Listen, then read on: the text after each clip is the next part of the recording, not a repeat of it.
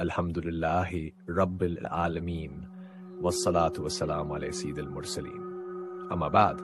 پیارے ناظرین کرام، آپ دیکھ رہے ہیں ہمارا سلسلہ قرآن کی 65 احکامی آیات، اور آج ہم آپ کے سامنے قسط نمبر 2 لے کر حاضر ہیں۔ ہر قسط میں ہم قرآن کریم کی ان منتخب آیات کا مطالعہ کرتے ہیں جن میں اللہ تعالیٰ کے واضح احکامات، زندگی گزارنے کے سنہرے اصول اور ایک مثالی معاشرتی نظام کی بنیادیں بیان کی گئی ہیں۔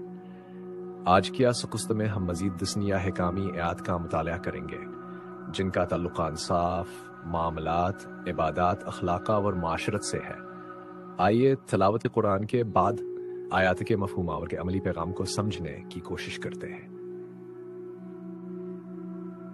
آیت سورہ نساء، موضوع عدل و انصاف میں مضبوطی۔ تلاوت آیت، ترجمہ: اے ایمان والو، انصاف پر مضبوطی سے قائم رہو، اللہ کے لیے سچی گواہی دینے والے بنو، چاہے فیصلہ تمہارے اپنے خلاف ہو یا والدین اور قریبی رشتہ داروں کے خلاف۔ بیان: یہ آیت اسلام کے عدل پسند نظام کی اصل بنیاد ہے۔ اس آیت میں مضبوطی سے واضح حکم دیا گیا ہے کہ انصاف ایک انسان کے لیے نہیں بلکہ اللہ کے لیے ہونا چاہیے۔ اپنے مفاد کے خلاف میں سچ بولنا ایمان کا حصہ ہے۔ ظلم کر کے خود کو یا اپنے رشتہ داروں کو بچانا گناہ کبیرہ ہے۔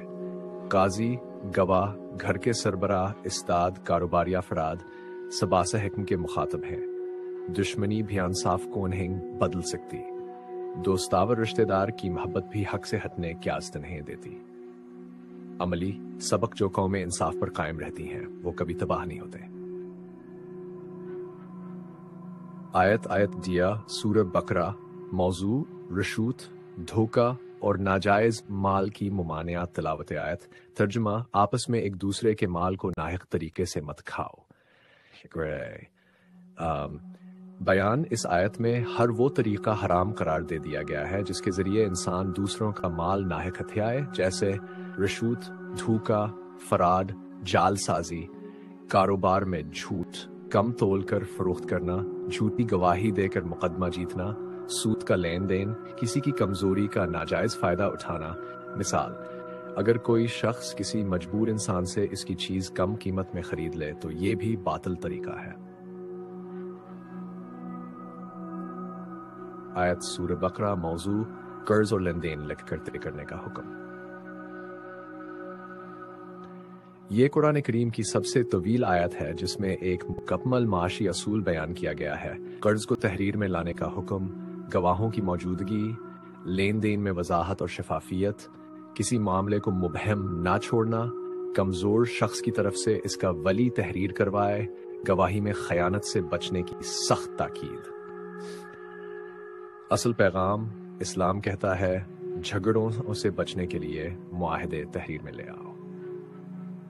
آیت 4، سورہ مائدہ، موضوع وعدوں اور عہدوں کو پورا کرنا۔ تلاوت و ترجمہ: اے ایمان والو، اپنے عہد پورے کرو۔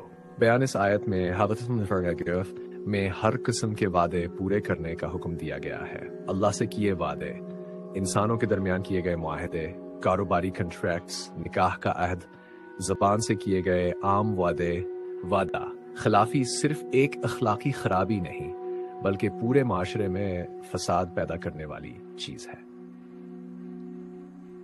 آیت 5، سورہ مائدہ، موضوع دشمنی کے باوجود انصاف قائم رکھنا۔ ترجمہ: کسی قوم کی دشمنی تمہیں انصاف سے نہ روکے۔ بیان: اسلام ہمیں یہ سکھاتا ہے کہ دشمنی اور مخالفت بھی انصاف کو نہیں بدل سکتی۔ ظالم کے خلاف کھڑا ہونا درست ہے مگر انصاف سے ہٹ کر نہیں۔ دشمن کے لیے بھی فیصلہ کرتے وقت اصول بدل نہیں سکتے۔ یہ قرآن کا وہ عدل ہے جس کی مثال دنیا کے کسی نظام میں نہیں ملتی۔